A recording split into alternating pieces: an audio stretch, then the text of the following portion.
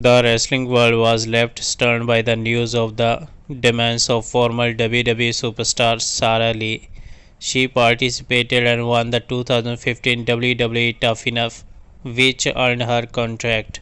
Although she competed in NXT as a couple of times, her in-ring skills were not good enough to keep her on the roster for long enough, and she was eventually released. However, she made headlines in a tragic fashion today when the news of her demise broke. Bull Jim organized a GoFundMe for the former NXT star with a goal of raising $20,000 to aid the family in this time of need. The fundraiser was even shared on Twitter by Alexa Bliss and raised over $11,000 in just few hours. We are all just shocked and saddened by the sudden death of Tough Enough winner Sara Lee, as her loving husband Corey picked up the pieces and continued to raise their three children.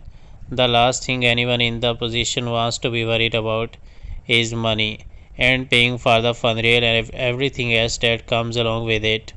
The wrestling community has always been one to come together in the wake of tragedy, and this is not different. Every penny raised from this will go directly to Corey and the kids. Thank you all in advance. Rest in peace, Sara. You were one of the good ones. This is written by Bull, the husband of Sara Lee. So this was the news that we are covering. During her time on AEW Unrestricted podcast, Julia Hart dropped a big piece of news. She is engaged to follow AEW star Lee Johnson. It turns out that this was a relationship made in the Nightmares factory. We are engaged. It sounds weird saying boyfriend.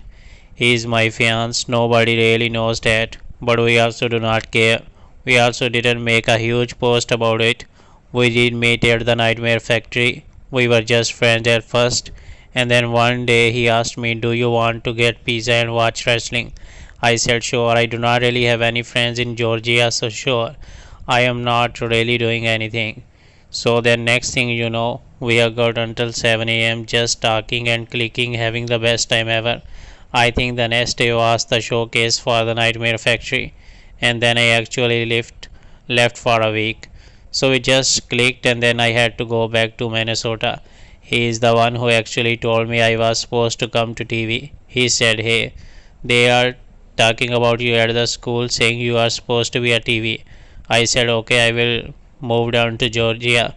So that was the thing that really we started all the things there.